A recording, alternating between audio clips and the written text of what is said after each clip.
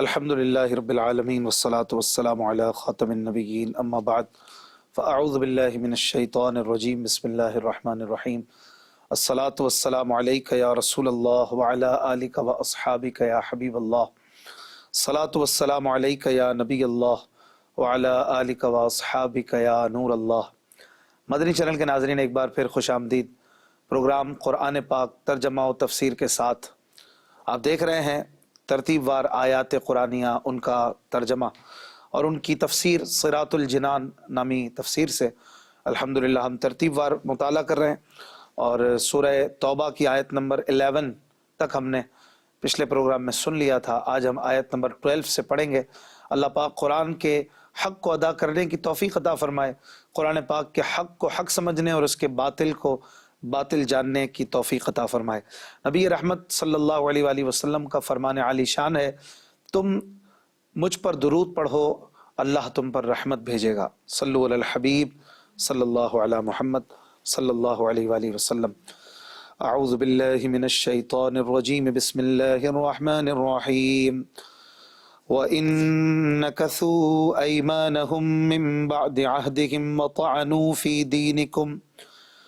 وَطَعَنُوا فِي دِينِكُمْ فَقَاتِلُوا أَئِمَّةَ الْكُفْرِ إِنَّهُمْ لَا أَيْمَانَ لَهُمْ لَعَلَّهُمْ يَنْتَهُونَ۔ آسان ترجمہ قرآن کنز العرفان۔ اور اگر معاہدہ کرنے کے بعد اپنی قسمیں توڑیں اور تمہارے دین میں طعنہ زنی کریں تو کفر کے پیشواؤں سے لڑو، بے شک ان کی قسموں کا کوئی اعتبار نہیں، ان سے لڑو تاکہ یہ باز آئیں۔ ناظرین کرام، یہاں پر مسلمانوں کو مزید یہ حکم دیا گیا ہے کہ اگر کفار معاہدہ توڑ دیں اور مسلمانوں کے دین میں طعن و تشنیع کریں، انہیں طنز کریں، برا بھلا کہیں، تو اب کوئی عہد باقی نہیں رہا، بلکہ اب ان کا فیصلہ میدان میں ہوگا۔ دین میں طعنہ زنی سے مراد یہ ہے کہ دین اسلام کی طرف کوئی بھی ایسی بات منسوب کرنا جو دین اسلام کی شایان شان نہیں، یا ضروریات دین میں سے کوئی چیز ہلکی جان کر اس پر اعتراض کرنا۔ اسی طرح نماز اور حج پر طعنہ کسنا، طنز کرنا، قرآن اور ذکر مصطفیٰ پر طعنہ زنی کرنا، یا رسول اکرم صلی اللہ علیہ وآلہ وسلم کی شان پاک میں گستاخی کرنا، یہ سب دین میں طعنہ زنی کرنے میں داخل ہے۔ اس آیت سے دو باتیں پتہ چلیں کہ جن مشرکوں سے معاہدہ کیا گیا ہو تو اس معاہدے کے قائم رہنے کی ایک صورت یہ ہے کہ وہ ہمارے دین پر اعلانیہ طعنہ زنی نہ کریں، اور اگر وہ اللہ اور رسول کی شان میں یا قرآن سے متعلق کسی گستاخی کے مرتکب ہوں تو ان سے جو معاہدہ کیا گیا تھا وہ ختم ہو جائے گا۔ اسی طرح کفار کے ساتھ جنگ کرنے سے مسلمانوں کی غرض ان کے ذاتی مفادات نہیں، یہ بات یہاں پر پتہ چلی، بلکہ انہیں کفر و بدعمالی سے، برے کاموں سے، ظلم و زیادتی سے روکنا مقصود ہے، اور یہی اسلام کا اہم ترین مقصد ہے۔ آگے اللہ تبارک و تعالی ارشاد فرماتا ہے، الا تقاتلون قوما نكثوا ايمانهم وهموا باخراج الرسول وهم بدؤوكم اول مره اتخشونهم فالله احق ان تخشوه ان كنتم مؤمنين۔ آسان ترجمہ قرآن کنز العرفان۔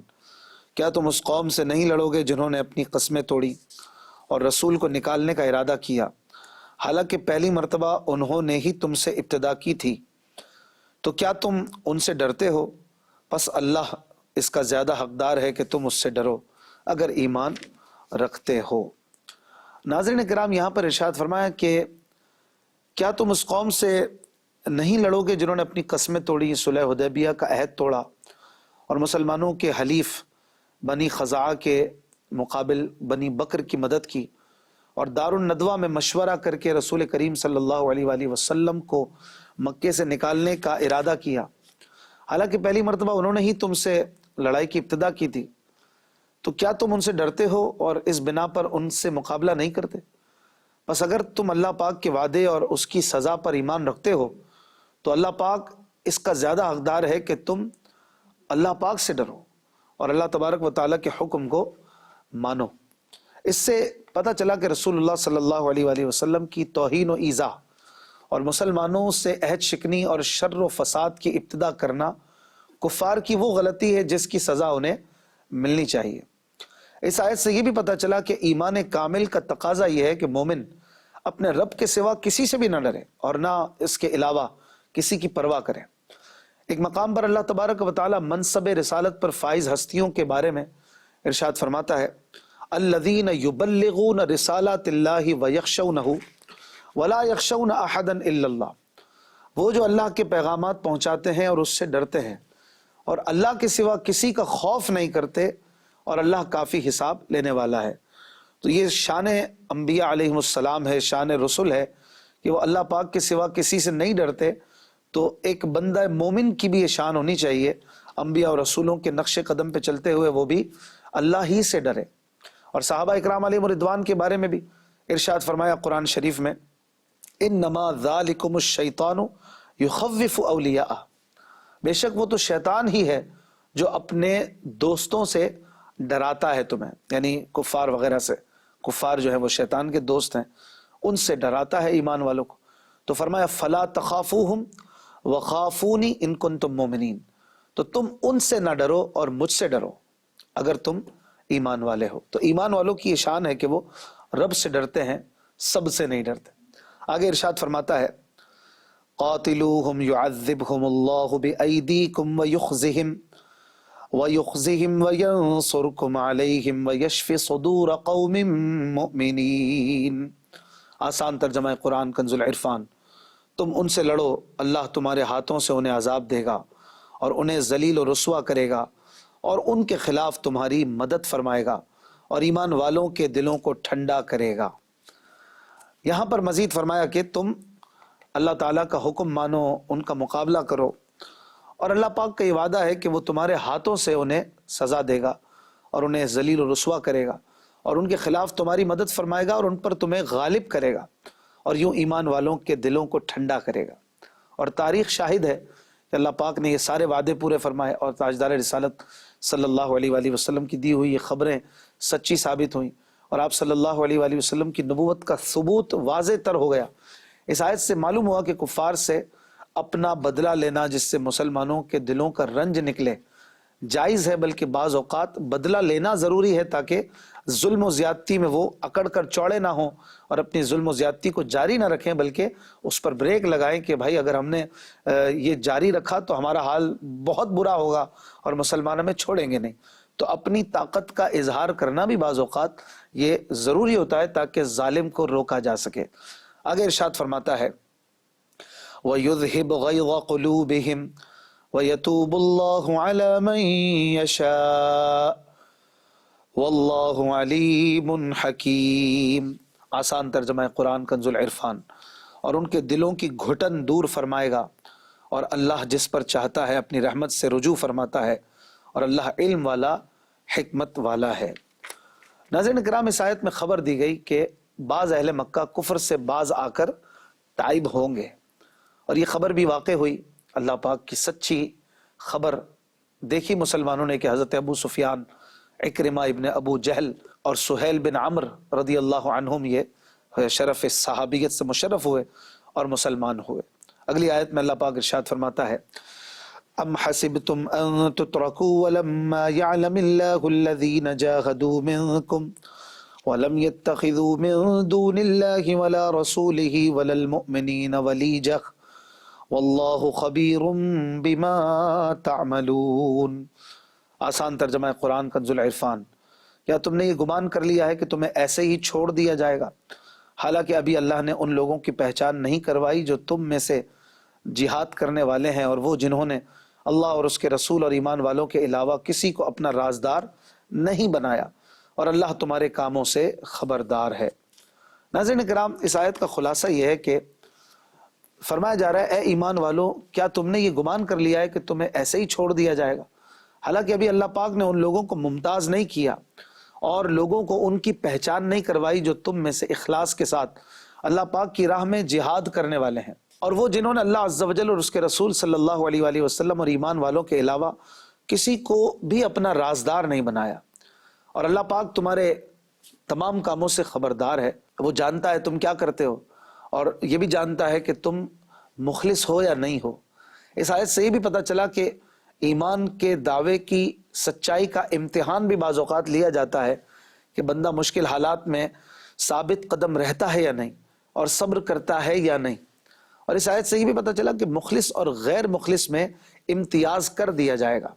اس آیت میں مسلمانوں کو مشرکوں سے دلی دوستی کرنے سے منع کیا گیا اور ان کے پاس مسلمانوں کے راز پہنچانے سے ممانعت کی گئی ہے۔ ایک اور مقام پر اللہ پاک ارشاد فرماتا ہے لا يتخذ المؤمنون الکافرین اولیاء من دون المؤمنین، مسلمانوں کو چھوڑ کر کافروں کو اپنا دوست نہ بنائیں۔ ومن يفعل ذلك فليس من الله في شيء الا ان تتقوا منهم تقاه، اور جو کوئی ایسا کرے گا تو اس کا اللہ سے کوئی تعلق نہیں مگر یہ کہ تمہیں ان سے کوئی ڈر ہو۔ وَيُحَذِّرُكُمُ اللَّهُ نَفْسَهُ وَإِلَى اللَّهِ الْمَصِيرُ، اور اللہ تمہیں اپنے غضب سے ڈراتا ہے اور اللہ ہی کی طرف لوٹنا ہے۔ اور ارشاد فرماتا ہے ایک مقام پر قرآن پاک میں بشر المنافقین بأن لهم عذابا علیما، منافقوں کو خبر دو کہ ان کے لیے دردناک عذاب ہے۔ الذین یتخذون الکافرین اولیاء من دون المؤمنین، وہ جو مسلمانوں کو چھوڑ کر کافروں کو دوست بناتے ہیں۔ ایبتغون عندهم العزت فإن العزت للہ جميعا، کیا یہ ان کے پاس عزت ڈھونڈتے ہیں؟ تو تمام عزتوں کا مالک تو اللہ ہے۔ تو یہاں پر بھی منافقوں کی نشانی بیان کی گئی کہ وہ مسلمانوں کو چھوڑ کر کفار سے دلی دوستیاں کرتے ہیں، انہیں اپنا راز اور نیاز کا پارٹنر بناتے ہیں۔ مسلمانوں کو اس سے بچنا چاہیے۔ ایک اور جگہ پر رب کریم فرماتا ہے یا ایھا الذین آمنوا لا تتخذوا بطانۃ من دونکم لا یألونکم خبالا، اے ایمان والو غیروں کو رازدار نہ بناؤ، وہ تمہاری برائی میں کمی نہیں کریں گے۔ ودوا ما عنتم، وہ تو چاہتے ہیں کہ تم مشقت میں پڑ جاؤ۔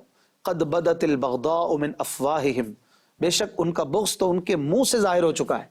وما تخفی صدورہم اکبر، اور جو ان کے دلوں میں چھپا ہوا ہے وہ اس سے بھی بڑھ کر ہے، جو ظاہر ہوا اس سے بڑھ کر تو دلوں میں چھپا ہوا ہے۔ قد بینا لکم الآیات ان کنتم تعقلون، بے شک ہم نے تمہارے لیے کھول کر آیتیں بیان کر دی اگر تم عقل رکھتے ہو۔ تو اس آیت کے آخر میں بھی بیان ہوا کہ اللہ پاک لوگوں کی نیتوں اور ان کے مقاصد سے خبردار ہے، اور ان میں سے کوئی چیز بھی اللہ پاک سے پوشیدہ نہیں، لہٰذا ہر مسلمان پر لازم ہے کہ وہ اپنی نیت درست رکھنے پر خوب توجہ دے۔ حضرت عبداللہ ابن عباس رضی اللہ عنہما فرماتے ہیں اللہ پاک اس بات کو پسند نہیں فرماتا کہ باطن ظاہر کے خلاف ہو۔ سبحان اللہ۔ تو ہمیں اپنا باطن اور اپنا ظاہر یہ یکساں رکھنا چاہیے، اور ظاہر کو ہم جیسے سنوارنے کی کوشش کرتے ہیں، باطن یعنی دلی کیفیت کو بھی اچھا رکھنے کی حتی الامکان کوشش ہمیں کرنی چاہیے۔ منافقت نہیں ہو انسان میں، مسلمان میں، کہ اندر کچھ ہے باہر کچھ ہے، بلکہ ایک ایسی لائف گزارے کہ دل بھی صاف ہو اور ظاہر میں بھی اچھے اخلاق ہوں، اچھے افعال ہوں، اور جو زبان پر ہے دل میں بھی وہی ہو، اور دلوں میں بھی کسی کے لیے برائی کجی وغیرہ نہ ہو، اور دلوں میں نفاق نہ ہو۔ اللہ پاک ہمیں نفاق کی بیماری سے محفوظ فرمائے۔ اگلی آیت میں ارشاد فرماتا ہے ما كان للمشركين ان يعمروا مساجد الله شاهدين على انفسهم بالكفر اولئك حبطت اعمالهم وفي النار هم خالدون۔ آسان ترجمہ قرآن کنز العرفان۔ مشرکوں کو کوئی حق نہیں کہ وہ اللہ کی مسجدوں کو آباد کریں، جبکہ یہ خود اپنے کفر کے گواہ ہیں، ان کے تمام اعمال برباد ہیں اور یہ ہمیشہ آگ ہی میں رہیں گے۔ ناظرین کرام، اس آیت میں مسجدوں سے بطور خاص مسجد حرام اور کعبہ معظمہ مراد ہے، اور اس کو جمع کے صیغے سے اس لیے بیان کیا گیا کہ وہ تمام مساجد کا قبلہ ہے اور تمام مسجدوں کا امام ہے، تو اسے آباد کرنے والا ایسا ہے جیسے تمام مسجدوں کو آباد کرنے والا۔ مسجد حرام شریف کا ہر حصہ مسجد ہے، اس لیے بھی یہاں جمع کا صیغہ ذکر کیا گیا، اور ہو سکتا ہے کہ مسجد سے مراد جن سے مسجد ہو، یعنی جو بھی مسجد ہو کافروں کو اسے آباد کرنے کی اجازت نہیں ہے، انہیں کوئی ضرورت نہیں ہے کہ اس کی آباد کاری کریں۔ اور اس صورت میں کعبہ معظمہ بھی اسی میں داخل ہے کیونکہ وہ تمام مسجدوں کا سردار ہے۔ ہوا یہ تھا کہ کفار قریش کے سرداروں کی ایک جماعت جو بدر میں گرفتار ہوئی، اور ان میں حضور اقدس صلی اللہ علیہ وآلہ وسلم کے چچا حضرت عباس رضی اللہ عنہ بھی تھے، ان کو صحابہ اکرام علیہ رضوان نے شرک پر عار دلائی، اور حضرت علی المرتضیٰ کرم اللہ وجہہ الکریم نے تو خاص حضرت عباس رضی اللہ عنہ کو تاجدار رسالت صلی اللہ علیہ وآلہ وسلم کے مقابلے میں آنے پر بہت سخت سست کہا۔ حضرت عباس رضی اللہ عنہ کہنے لگے کہ تم ہماری برائیاں تو بیان کرتے ہو اور ہماری خوبیاں چھپاتے ہو۔ ان سے کہا گیا کہ آپ کی کچھ خوبیاں بھی ہیں؟ تو انہوں نے کہا ہاں، ہم تم سے افضل ہیں، ہم تو مکے کو آباد کرتے ہیں، مسجد حرام کی خدمت کرتے ہیں، کعبے میں حاجیوں کو پانی پلاتے ہیں، اور اسی طرح اسیروں کو رہا کراتے ہیں، وغیرہ وغیرہ۔ اس پر یہ آیت نازل ہوئی اور مسجدوں کو آباد کرنے کے بارے میں کہا گیا کہ کافروں کو کوئی حق نہیں کہ وہ مسجدوں کو آباد کریں، کیونکہ مسجد اللہ پاک کی عبادت کے لیے آباد کی جاتی ہے۔ تو جو خدا ہی کا منکر ہو، اس کے ساتھ کفر کرتا ہو، وہ کیا مسجد کو آباد کرے گا؟ صاف صفائی کر لینا اور پانی وغیرہ بھر دینا یہ کوئی آباد کاری نہیں ہے، بلکہ اصل مسجد کی آبادی عبادت سے ہے، اور ایمان کے بغیر کوئی عمل معتبر نہیں ہے۔ لہٰذا وہ پہلے ایمان لائیں اور پھر عبادت کریں تو اصل آباد کاری تو یہ ہوگی۔ اس میں بھی کئی قول ہیں کہ مسجد آباد کرنے کا مطلب کیا ہے۔ ایک تو یہ کہ آباد کرنے سے مسجد کا تعمیر کرنا، اسے بلند کرنا، اس کی مرمت کرانا مراد ہے، اس سے کافر کو منع کیا جائے گا۔ دوسرا قول یہ ہے کہ مسجد آباد کرنے سے اس میں بیٹھنا، اس میں جانا یہ مراد ہے۔ یاد رہے کہ کفار سے مسجدوں کی تعمیر کے معاملے میں مدد نہیں لینی چاہیے، اگرچہ بعض صورتوں میں اس کی اجازت بھی ہوتی ہے، جو کہ علماء و مفتیان کرام سے اس اسپیسیفکلی خاص کنڈیشن کے بارے میں سوال کر کے معلومات لینی چاہیے اگر بہت زیادہ اس کی نیڈ ہو۔ مزید اس آیت میں فرمائے شاہدین علی انفسہم بالکفر، جبکہ یہ کفار خود اپنے کفر کے گواہ ہیں۔ یعنی یہ دونوں باتیں کیسے جمع ہو سکتی ہیں کہ آدمی کافر بھی ہو اور خاص اسلامی اور توحید کے عبادت خانے کو آباد کرے؟ مزید یہ بھی ارشاد فرمایا کہ ان کے تمام اعمال برباد ہیں، کیونکہ حالت کفر کے اعمال مقبول نہیں، نہ مہمانداری، نہ حاجیوں کی خدمت، نہ قیدیوں کو رہا کرانا، اس لیے کہ کافر کا کوئی فعل اللہ کے لیے تو ہوتا ہی نہیں، لہٰذا اس کا سارا عمل برباد ہے، اور اگر وہ اسی کفر پر مر جائے تو جہنم میں اس کے لیے ہمیشگی کا عذاب ہے، والعیاذ باللہ تعالی۔ اس سے پتہ چلا کہ کفار کی نیکیاں جیسے مساجد کی خدمت، مسافر خانے، کنویں وغیرہ بنانا سب برباد ہے، کسی پر کوئی ثواب انہیں نہیں ملتا۔ اگلی آیت میں اللہ پاک ارشاد فرماتا ہے انما یعمر مساجد اللہ من آمن باللہ والیوم الآخر واقام الصلاة وآت الزکاة ولم یخش الا اللہ فعسى اولئک ان یکونوا من المہتدین۔ آسان ترجمہ قرآن کنز العرفان۔ اللہ کی مسجدوں کو وہی آباد کرتے ہیں جو اللہ اور قیامت کے دن پر ایمان لاتے ہیں اور نماز قائم کرتے ہیں اور زکوٰۃ دیتے ہیں اور اللہ کے سوا کسی سے نہیں ڈرتے، تو ان قریب یہ لوگ ہدایت والوں میں سے ہوں گے۔ ناظرین اکرام، اس آیت میں یہ بیان کیا گیا کہ مسجد آباد کرنے کے مستحق مومنین ہیں، اور مسجدوں کو آباد کرنے میں یہ کام داخل ہیں کہ مسجدوں کو صاف کیا جائے، ان میں روشنی کی جائے، جھاڑو پوچھا کیا جائے، مسجدوں کو دنیا کی باتوں سے اور ایسی چیزوں سے محفوظ رکھا جائے جن کے لیے وہ نہیں بنائی گئیں۔ مسجدیں عبادت کرنے اور ذکر کرنے کے لیے بنائی گئی ہیں، اور علم کا درس بھی ذکر میں داخل ہے۔ مسجد نبوی میں سب سے پہلے اعلیٰ فرش حضرت عمر رضی اللہ عنہ نے ڈالے، اس سے پہلے صرف بجری اور مٹی وغیرہ بچھی ہوتی تھی۔ اس کی عالی شان عمارت سب سے پہلے حضرت عثمان غنی رضی اللہ عنہ نے بنائی۔ اس میں سب سے پہلے قندیلیں حضرت تمیم داری رضی اللہ عنہ نے روشن کی۔ حضرت فاروق اعظم رضی اللہ عنہ کے دور میں رمضان کی تراویح کے موقع پر حضرت عمر رضی اللہ عنہ نے مسجد نبوی میں چراغاں کیا، اور حضرت علی رضی اللہ عنہ نے حضرت عمر رضی اللہ عنہ کے اس فعل کو دیکھ کر آپ کو بہت دعائیں دی اور آپ کی قبر کی نورانیت کے لیے دعائیں مانگی۔ حضرت سلیمان علیہ السلام نے بیت المقدس میں کبریت احمر کی روشنی کی، جس کی روشنی 12 مربع میل تک پھیلی ہوتی تھی، اور اسے سونے چاندی سے آراستہ فرمایا۔ مسجدیں بنانے کا حکم اور ان کی تعمیر کے بکثرت فضائل احادیث مبارکہ میں ملتے ہیں۔ چنانچہ حضرت انس رضی اللہ عنہ روایت کرتے ہیں کہ نبی اکرم صلی اللہ علیہ وآلہ وسلم نے فرمایا مسجدیں تعمیر کرو اور انہیں محفوظ بناؤ۔ حضرت عثمان غنی رضی اللہ عنہ سے روایت ہے کہ رسول پاک صلی اللہ علیہ وآلہ وسلم نے فرمایا جو اللہ پاک کے لیے مسجد بنائے گا اللہ پاک اس کے لیے جنت میں گھر بنائے گا۔ حضرت انس رضی اللہ عنہ سے روایت ہے، رسول انور صلی اللہ علیہ وآلہ وسلم نے ارشاد فرمایا، جس نے اللہ پاک کے لیے چھوٹی یا بڑی مسجد بنائی، اللہ پاک اس کے لیے جنت میں گھر بنائے گا۔ حضرت عمر بن خطاب رضی اللہ عنہ فرماتے ہیں، میں نے حضور اقدس صلی اللہ علیہ وآلہ وسلم کو ارشاد فرماتے ہوئے سنا کہ جس نے مسجد اس لیے بنائی تاکہ اس میں اللہ پاک کا ذکر کیا جائے تو اللہ پاک اس کے لیے جنت میں گھر بنائے گا۔ حضرت ابو ہریرہ رضی اللہ عنہ سے روایت ہے، سرکار دو عالم صلی اللہ علیہ وآلہ وسلم نے ارشاد فرمایا، جس نے اپنے حلال مال سے وہ گھر بنایا جس میں اللہ پاک کی عبادت کی جائے تو اللہ پاک اس کے لیے جنت میں موتی اور یاقوت کا گھر بنائے گا۔ اللہ پاک سے دعا ہے کہ وہ ہمیں بھی مساجد کی خدمت کرنے، انہیں بنانے، انہیں آباد کرنے کی توفیق عطا فرمائے۔ حضرت انس رضی اللہ عنہ سے روایت ہے ایک حدیث پاک جس میں 7 چیزیں بیان کی گئیں جن کا ثواب بندے کو مرنے کے بعد بھی ملتا ہے، ان میں سے ایک چیز مسجد تعمیر کرنا بھی بیان ہوا ہے۔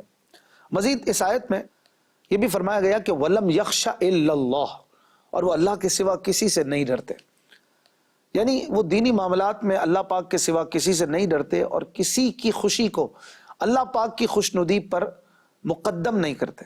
اللہ پاک سے ڈرنے اور غیر سے نہ ڈرنے کے یہی معنی ہے۔